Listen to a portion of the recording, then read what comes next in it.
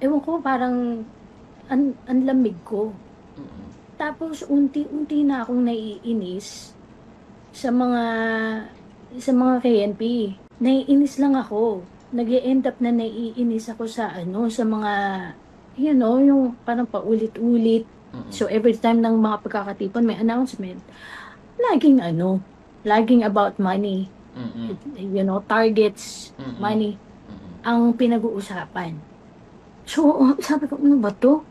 Nakakaano, na-turn off ako, turn Mm. off. Sabi ko, mostly nung time ni Brad Ellie, nagsusulat ako, okay yung pagkakatipon, talagang kahit na abutin ka pa ng ano, ilang oras, masaya ako. Mm. Nararamdaman ko yung saya.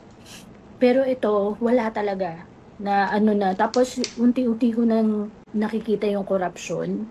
Mm. At first, blind pa ako eh. Talagang 'pag may nakita akong mali at corruption, lalo na sa corruption, Mm. lalayasan lalayasan ko 'yan. Kasi nagawa ko nga dati eh, bakit hindi ko magagawa ngayon? Right. Lalo na Yeah. alam ko na nakikita ko na hindi na kayo sa turo lumalakad. Yeah. Ako po si Abby, lokal ng Chicago and then nalipat ng lokal ng Minnesota. Anyways, February 29, 2020 nabautismohan po ako. And then, naging copy member and then naging choir member po. So 5 years po ako. So almost 5 years and 5 months akong nasa iglesia. Ano And po mga naging then mga naging ano nyo? Katungkulan sa iglesia? copy member po at saka naging choir member. Ah, okay. Pero po ang pagdalo ko po kasi online eh. Hindi naman po ako hindi po ako nasa lokal kasi napakalayo po ng lokal. 6 hours drive po.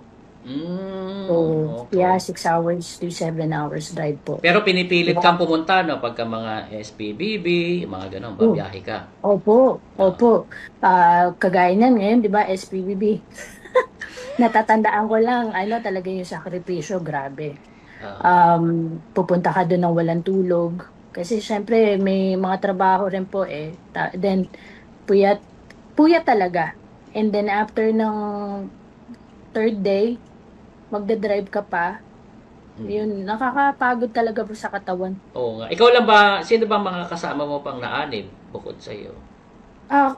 Actually po, sa buong pamilya ko, ako lang po talaga yung naanib.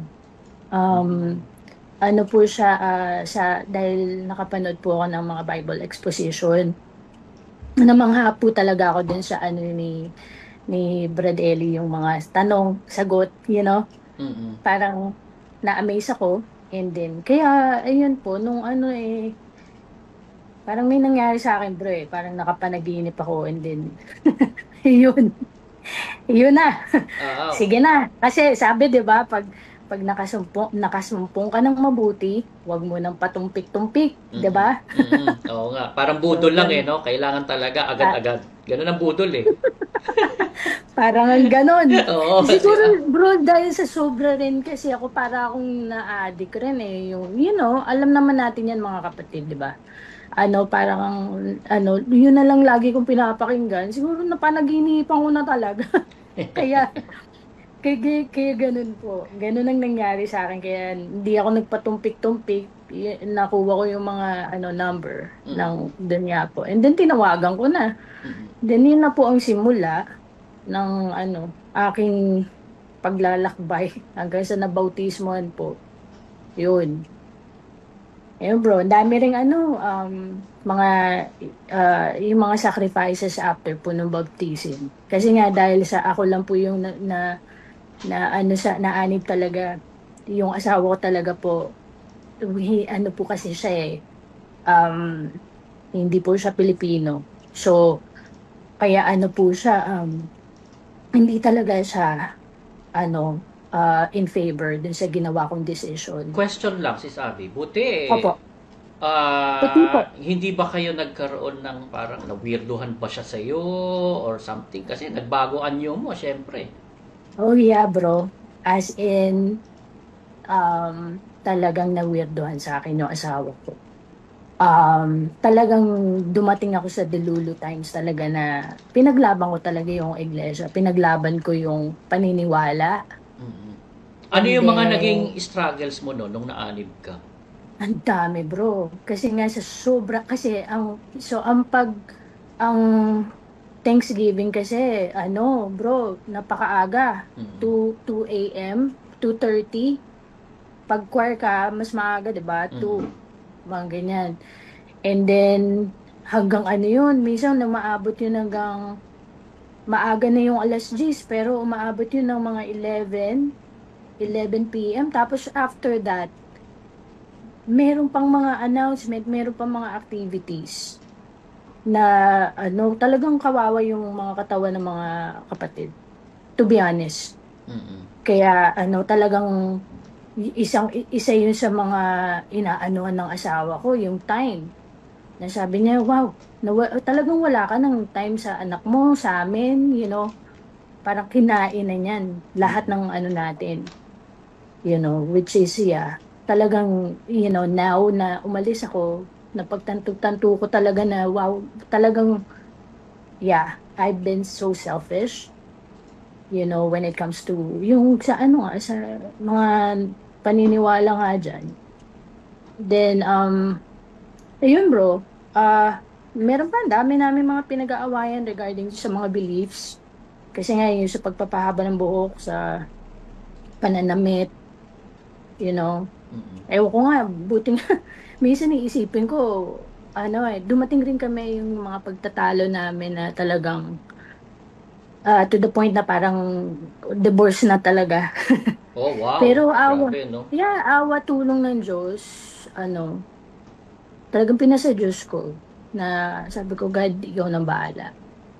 Ayun, Mm. um, hindi namin napag-usapan na yung nagkaroon siya sa akin ng ano pinabayaan na lang niya ako kasi talagang sabi niya wala, hindi ko maano 'tong asawa ko. Mm. So, yeah. Buti na lang, medyo napatunayan mo rin, mahal na mahal ka nung asawa mo, no? Ay, opo, totoo. Napatunayan ko talaga yung love niya sa akin kasi nung kahit nito nga bro, kasi 'di ba nga umalis na ako. So, last na pag-alis ko talaga is July 20, yung July SPBB, Mm. recent, nung recent July. Um, Hindi ko pa sa kanya sinabi. Hindi ko inamin. Wala akong sinasabi kasi that time talaga dadaan ka sa phase na pag umalis ka, na mag-iisip-isip ka Mm. na tama ba yun? Alam mo yun, parang Mm. tama ba desisyon ko? Ano Mm. ba to? Tama ba ganito, ganito, ganito? Anyways, it took like 2 months na nalaman niya sa akin. Na kasi sabi niya, nakikipag-usap kasi ako sa ibang kapatid na ano nga, yun nga, kasi yung iba rin umalis, Mm. nag-confide sa akin. And then, narinig niya, parang sabi niya, what's going on? Sabi niya, sabi ko, yeah, I left the church. Sabi niya, sabi nga niya sa akin, bakit hindi mo sa akin sinabi kagad? When? Kasi, hindi ko sa kanya siguro, one thing for sure, I wanna make sure sa sarili ko na, na talagang wala na. Mm. And then, at the same time, na talagang tama yung mga research ko, yung nararamdaman ko. Mm. And then, syempre, takot rin ako na marinig sa kanya na, I told you so. Mm. Tama. Quote. Parang yan yung mga Diba? panahon din atang unang magkausap din tayo, no? Nung nag-message Mhm. ka. Yes. Oo. Ayun bro, Okay. yung kinakausap, iya, yung nagtatanong ako sa'yo, Mm. yeah, yung time na yun, hindi pa talaga, kasi nga talaga, I'm going through that phase na, Then, then after, anong naging reaction ng husband mo? siya, alam mo, nakakatuwa kasi, para siyang nainis lang sa akin. Umalis siya saglit, and then, siguro mga wala pang 1 oras, binalikan niya ako, and then, wala, niyakap lang niya ako. Oh, And yeah. then, sabi niya, I'm sorry. I'm sorry that happened to you. Kasi alam niya, minahal mo talaga iglesia, no? Yes, and talagang aware siya. Talagang alam niya kasi talagang, oh, grabe, Eh bro. kasi I was so kumbaga stubborn. talagang 360 ang ikot mo eh. Nagbago Big ka. time. Mm. Kaya alam niya Mhm. mahalaga sa iyo yung pag-anib mo sa MCGI. Yeah. And then yun nga yung sabi niya talaga sa akin na hindi ko makakalimutan na I'm sorry that happened to you. Bait ng asawa mo, no? Yeah. Eh, how about Yeah. your kids? Anong naging reaction nila? Actually, yung kids ko, ano naman sila, bro, hindi sila, kasi nga yung asawa ko nga, ayaw niya. So hindi mo naman sila inakay na. Kumbaga ikaw lang talaga. Yeah, hindi ko talaga sila naakay. Actually, bro, nakakaano nga kasi nung kaanib pa ako. Alam mo yung guilt conscience, minsan yung mga kapatid. Yeah. Yung mga kapatid doon na, Mm-mm. oh, sige, sanay mo yung anak mo, ganun, yung Mm-mm. anak mo. Sabi ko, ano magagawa ko? Yung parang alam mo, every time na uma-attend ako, parang, lalo na yung sa kids, Mm-mm. para kang maano na, ano ba 'to, parang ang sama-sama akong ina, hindi ko sila maakay, hindi ko maakay yung mga ano ko, gano'n ang pakiramdam, Mm-mm. Yeah. na parang ang sama-sama mo, Mm-mm. gano'n. Pero ano, talagang ano magagawa ko, talagang hindi talaga inano nung asawa ko. Mm-mm. Ayaw talaga niya kasi iba talaga yung pakiramdam niya, eh. Mm-mm. Ano ngayon, So, ano si Abby yung mga nag-trigger sa'yo? Simulan mo dun ay, sa maliliit muna. Siyempre, naging dilulo ka eh. Paano opo. ka nagkaroon ng ano, kumbaga, kailan nag-start? Tapos, paano yung sequence hanggang sa biglang yun nga, sabi mo, nag-decide ka na. Yeah. So, ano, nung siguro mga nitong year na 'to. Yeah, this year, yung first January, siguro mga gano'n. Actually, last year pa siguro. Mm-mm. Mga ilang ano na yan, na uma-attend ako, pero wala na talaga eh. Hindi na ako, hi, ewan ko, parang ang lamig ko. Mm-mm. Tapos unti-unti na akong naiinis sa mga KNP, sa mga naiinis lang ako. Nag-e-end up na naiinis ako sa ano, sa mga, yung parang paulit-ulit. Ayun, nag-start yun dun na sabi ko, "Paano ba 'to?" Tapos puwera pa yun, nainis na rin ako dahil nga yung everytime na after nung mga after yung mga announcement, Mm-mm. so every time ng mga pagkakatipon may announcement, laging laging about money, Mm-mm. targets, Mm-mm. money Mm-mm. ang pinag-uusapan. So, sabi ko, "Ano ba 'to?" Na-turn off ako, turn Mm-mm. off sa kanila. Mm-mm. And then, yun nga pa, ulit-ulit yung turo, napansin ko yun. Sabi ko, mostly nung time ni Brad Ellie, nagsusulat ako, okay yung pagkakatipon, talagang kahit na abutin ka pa ng ilang oras masaya ako. Mm-mm. Nararamdaman ko yung saya. Pero ito, wala talaga na tapos unti-unti ko ng ah, nakikita yung corruption. Mm-mm. At first, blind pa ako eh. Mm-mm. Kasi nung time nga yun, sabi ko, bakit? Kasi bro, Catholic ako before, and then kung saan akong organization na napunta. Mm-mm. Hindi lang naman to, you Mm-mm. know. And then, nung nakita ko na may mali sa, sa mga turo ng Katoliko, umalis ako. And then, nung pumunta rin ako, naging parang evangelical, na rin ako, na may nakita rin akong parang ano ba to? Mm-mm. Parang iba rin, Kaya, nung talagang pag may nakita akong mali at korapsyon, lalo na sa corruption, Mm-mm. lalayasan ko yan. Kasi nagawa ko nga dati eh. Bakit hindi ko magagawa ngayon? Right. Lalo na Yeah. alam ko na nakikita ko na hindi na kayo sa turo na lumalakad. Yeah. Right. So, ayun, then nakita ko yung sarili ko na hindi na ako nagiging mabuti. Mm-mm. Hindi na talaga. Kasi every time na a-attend ako, na lang, kung hindi ako turn off, naiinis ako, Mm-mm. wala na.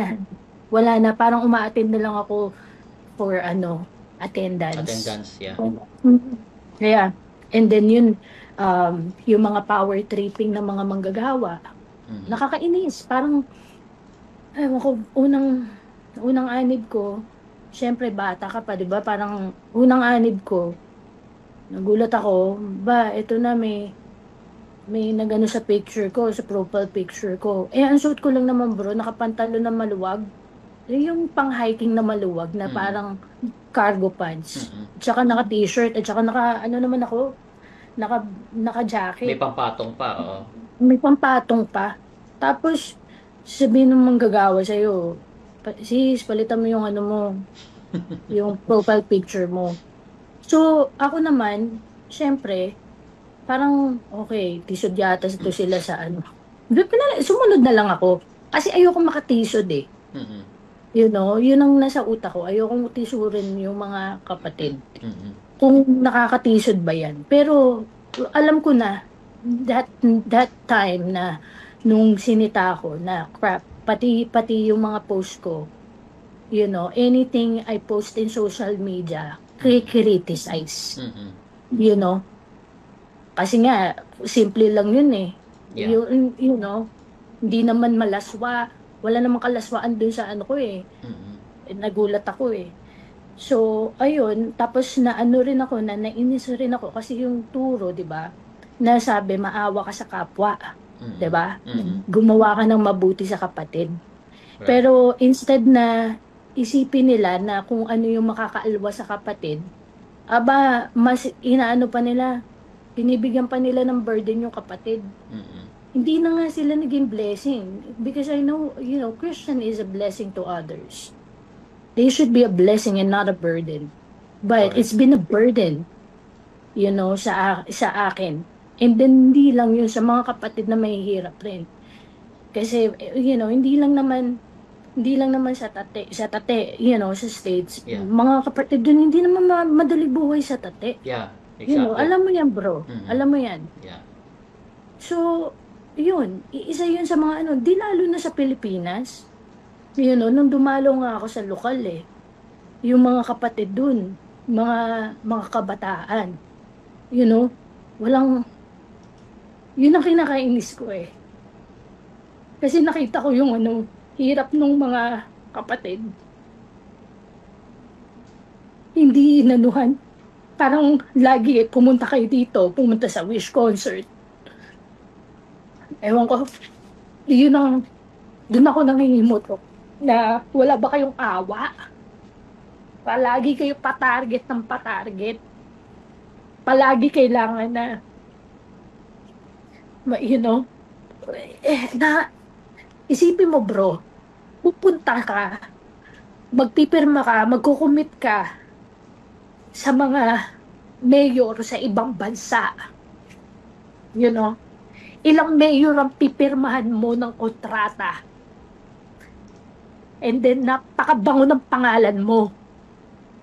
Tapos, ipapasa mo sa mga miyembro ang mga pabigat, mga pera, pasanin, lahat-lahat. Pamasahe. Alam niyo ba pagpunta sa Brazil, pamasahe. Sagot ng kapatid yan. Hindi yan ang gagaling sa lokal. Sagot ng kapatid, sagot lahat yan ng mga member na mag-aambag-ambag. Ganun katindi. Ganun ako, pasensya na bro ha, na ano ko. O kasi totoo naman talaga yung sinasabi mo, Sis Abby. Nakaka-ano talaga.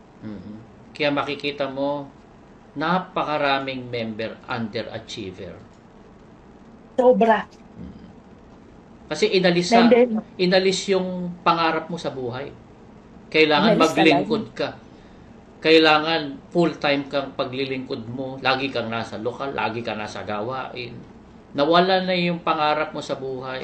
Nawala na yung pagpupursige mo na maabot mo man lang yung pangarap mo, mabigyan mo ng maginhawang buhay ang pamilya mo. Wala na yun. Ang focus tumulong lagi. Kaya, exactly bro. I feel you, sis. I feel you. Tsaka bro, okay lang yun eh. Okay yung pagtulong. Pero tulungan mo muna yung sa mga kapatid. Exactly. Yung kapatid, Mm. isipin mo, bibigay mo sa pulis. Ibibigay mo sa pulis. Sa mga merong benepisyo, magandang benepisyo. May mga kapatid dyan, nagtitinda, walang benepisyo, walang mga SSS. Kung Exactly. paano ba hindi ka nag-iisip? Diba? True. Isipin, 5 years pa lang ako, bro. You know, sinasabi ko nga to hindi naman ako sa 5 years. Sabi ko, kung 5 years lang ako na nasa iglesia, and then itong mga KNP has been there with Brother Eli for a long time, many years. Bakit sila magko-comment ng mga ganyang komento na parang ngayon lang nila narinig yung aral? Sabi ni Brad Eli, okay? Ang Kristiyano matalino. Right. Whether you like it or not, matalino ang mga Kristiyano. Hindi mo kailangan magsalita ng sobrang dami. Kahit pwede kakaunti lang, maiintindihan ng mga Kristiyano yan. Ng totoong Kristiyano. Correct. Pero, di ba? Paano kayo mag-comment, mga KNP? Ano ba kayo? Playing ano na lang ba kayo? Dramatization? What? Acting? Para sa mga finances nyo na makukuha nyo? Mahiya naman kayo. Maawa naman kayo sa mga member nyo. Sabihin nyo sa amin na wala kami, na may impyerno kami. Kapal ng mukha nyo. Yun naman sabi ko. Hindi kayo nag-iisip. Kayong mga walang takot sa Diyos. Kayong walang takot sa Diyos. Grabe kayo. Correct. Ginawa nyong ganito, pera-pera. Ang salita ng Diyos. Kung mag-aarte kayo, kala nyo kung sino kayo. Nakala nyo napaka-importante nyo. Kapal ng mukha nyo. Hoy, magising kayo. Dapat kayong makitaan ng pagkukumbaba. Pero hindi. No. Maraming magpapatotoo ng mga kapatid na umalis. Maraming magpapatotoong mga kapatid na umalis. Na grabe kayo. Matindi kayo. Yes, Brad, pasensya na. I'm happy, sis, kasi nailalabas mo ang iyong emosyon. Dahil pare-parehas tayo nakaranas ng ganyan. Naramdaman natin yan. At hanggang ngayon naman, yung mga nandyan sa loob, alam na alam nila yan, lalo na yung mga alam naman nila ang nasa likuran talaga ng MCGI, yung mga nasa pangasiwaan. Napakalaking kaipokritohan. Na pagkatapos ng pasalamat, lahat sila yung mga district servant, mga kaibigan, ang gaganda ng sasakyan, naka-aircon kayo lahat, wala naman kayong mga hanap buhay. Tapos yung mga hinihinga nyo ng abuloy, sila yung mga nagta-tricycle, pauuwiin nyo ng madaling araw, hirap na hirap umuwi, nanganganib sa daan. Kaipokritohan lang talaga. Yung mga the very persons, the very members na hinihinga ng tulong, sila pa ang mga naghihirap. Dapat nga sila ang tinutulungan eh. Dapat sila tinutulungan. Yeah. Kaya nga yun, bro. 5 years. Then sabi ko, grabe, nakita ko yung mga aral ni Bradley. Sabi ko, mga hindi na talaga nagbabasa ng Biblia itong mga KNP to. Ganun sila. Parang, hello, gising-gising. Kung ano na lang ang sabihin ni DSR, ganun, lahat tama. Correct. Anyways, yung isa pa na, hindi siya nagpapatanong. Walang consultation, walang tanong, Magtanong ka sa mga yung mga manggagawa, mga oh my goodness. One time meron akong ex na manggagawa. Ex na manggagawa siya, bro. Kasi nga talaga, 'di ba, sinasabi ko na sa iyo dati. 'Di ba nagtanong rin ako sa iyo dati kasi nga merong naninira sa iyo. Sabi ko, bro, totoo ba 'to? Na meron kang anong sabi nila? Um, yung circular. Oo. Oo. Oo. Tandaan mo yun? Oo, tinanong mo nga sa akin yun. Na-circular daw Oo. ako. Oo. Hanggang ngayon, wala pa rin yung circular na sinasabi niya na kukunin niya. Oo. So ngayon, kung nakikinig ka, kilala mo kung sino ka. Naghihintay pa rin ako ng circular. Oo, ayan. Dahil kung sasabihin niyo lang ako na kung sasabihin mo lang sa akin na circular yan, huwag kang maniwala dyan, ganyan-ganyan. Wala kang preba na hanggang ngayon, ilang months na, May pa yan, May. Naghihintay ako. Hinihintay ko nga sila di ba? Hinahamon ko na nga ngayon sila Exactly. Hindi na nga ang paksa, hindi na natin pag-uusapan ng paksa ako na lang. Maglabas kayo ng mga ebidensya nyo. Ilabas nyo resibo nyo. Masama ako, gumawa ako ng mga kabulastugang kalokohan dyan. Ilabas nyo.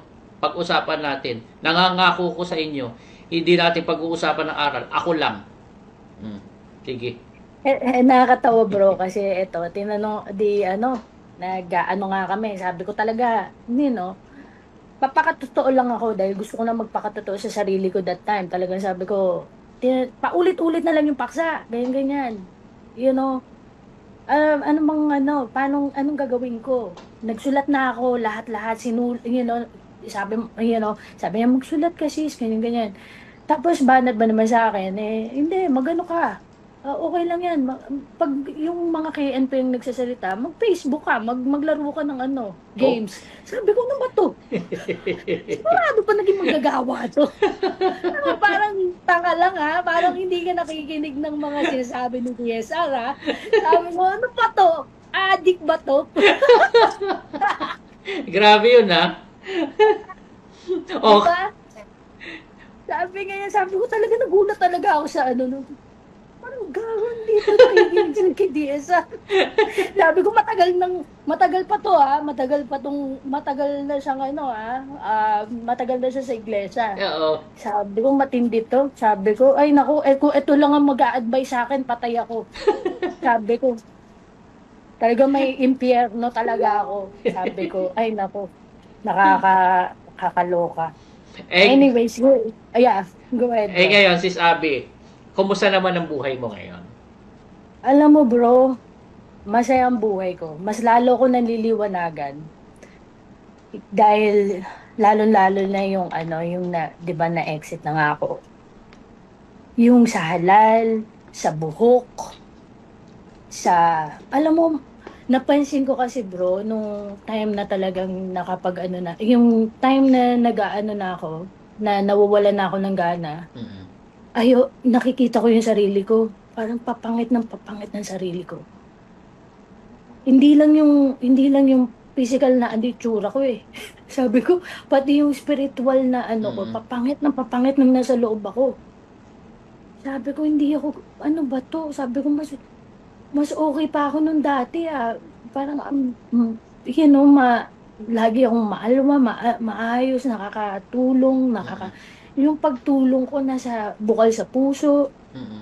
Tapos yun ngayon, alam mo bro, na-intriga tuloy ako, Sis Abby. Ano ba itsura mo nung dilulo ka? Kasi maganda ka naman Sabi mo, papangit ka ng papangit. Ayaw mo nang balikan. Ayoko nang balikan. Kasi talaga, sabi ko nga sa asawa ko, naku, paano, ewan ko nga, ako rin, minsan, titingin ako sa sarili ko, paano ba ako nagtitis ng asawa ko? Grabe, no? Tapos, foreigner pa siya, hindi naman siya Pilipino. Talaga. Kaya nga nasabi ko, mahal ka talaga ng asawa mo. Talaga. Bro, ito nakakatawa. Nung nalaman ko na nga talaga, sabi ko, hindi kasi talaga kahit nung dati pa, sabi ko, bakit naman ang buhok? Sabi ko, anong problema ng buhok? Kumbaga parang, bakit? Tapos yun nga, lalong mo, di ba, pinaksa mo yan, tapos nasabi mo yan sa mga paksa mo, tapos si Doc J, lalong kinlaro. Sabi ko, napakaklaro nung Greek terminology. Kaya, nung nagulat talaga yung asawa ko. Sabi niya, are you going through a midlife crisis? Biglang, ay, ganda ko te! Oo nga. Bahala ka dyan, may pinagdadaanan ako. Ano pa na-appreciate mo ngayon nung paglabas mo? Alam mo, magaang bro, magaang. Magaang talaga kasi nakakatuwa talaga kayo. You know, yung mga manggagawa na talagang nag, nagmamalasakit sa mga kapatid. Hindi nagpapabayad, hindi kumbaga, ay, nandito lang yung mga video, manood kayo kung kailan nyo gusto, para makatulong din. Maalwa bro. Sa totoo lang, napakaalwa na parang ang sa pakiramdam. How about yung paggawang mabuti? Kasi sabi, hindi ka na makakagawa ng mabuti pagka nasa labas ka na ng MCGI eh. Paano? Paano naman sa iyo yan? Hindi ako magsasalita niyan. Kilala ng mga kapatid na nasa loob, kung sino sila, mga tinutulungan ko. Sila na, alam nila yan. Bro, alam mo, mas magaanga ngayon eh. Kasi sa totoo lang, hanggang ngayon, wala kang kinikilingan kung kapag nakaramdam ka ng awa, tutulungan mo, igagawa mo yung awa mo. So, mas siya ngayon, bro. Alam ng mga yung mga ibang kapatid na nasa loob pa. Alam nila. Minsan, nakakatuwa nga yung ibang kapatid kasi sabi ko nga, uy, wala na ako sa iglesia. Sabi ko, pinapauna ko na, baka mamaya kasi, syempre, alam mo na, gusto ko maging totoo sa kanila. Pero ayun, awa tulong, mga kaibigan ko pa rin. Nasa pa rin sa akin. So may mga kaibigan ka pa rin na mga kapatid? Oo, mga kapatid. At saka sa kanila naman talaga, sabi ko naman, ako talaga, nakita ko yung sarili ko na hindi na ako napapabuti dyan. Dahil alam ko na yung mga kalokohan ng mga KNP. Alam ko na my goodness, luxury car lang ni DSR eh. Hindi ko na maatim eh. Right. Sabi ko, hindi ako mapapabuti dyan. Pero kung kayo, sa tingin nyo sa sarili nyo, na dyan kayo bubuti, na makakagawa kayo, kayong bahala. Konsensya nyo. Kasi sa totoo lang, ako gusto ko nang magpakatotoo. Na itong nararamdaman ko, ito talaga. Paplastikin ko sarili ko, attend lang ako para, attendance. No. I'm not doing that. I'm not gonna do that. Correct. How about your life sa career, mga ganon? Paano ang naging change sa iyo? You know what? It's good. It's good. My career is good. Ngayon, I was really blessed dahil nakasama ko nanay ko. Nakadalaw siya, napuntahan namin yung mga, napasyal ko yung nanay ko. Napasaya ko siya. Matanda na si mama eh. So, na ngayon nandito ako sa Pilipinas para, hinatid ko siya. Nakapag-spend time talaga ako sa kanya. At saka career-wise, I'm good. Actually, yan ang isang ma-appreciate pa nating nakaalis na tayo, no? Ang dami na nating oras to spend time with our loved ones. Yes, true. Yep. Kasi napakahaba ng mga pagkakatipon, tapos pagka SPBB pa, 3 araw, katulad ngayon, 3 araw na naman sila mga puyat-puyatan, imbis na ini-spend time mo yung oras mo para sa mga pamilya mo, ang kasama mo sila. Yeah, at saka bro, naman eh, di bali kung sa akin bro, yung yung ini-spend time mo, grabe, nauubos lang saan? Correct. Sa mga recap. Tapos another recap na naman. Exactly. Paksa na naman recap again. Paano ba hindi ka mauuta nun? Parang gano'n na ba tayo kabobo?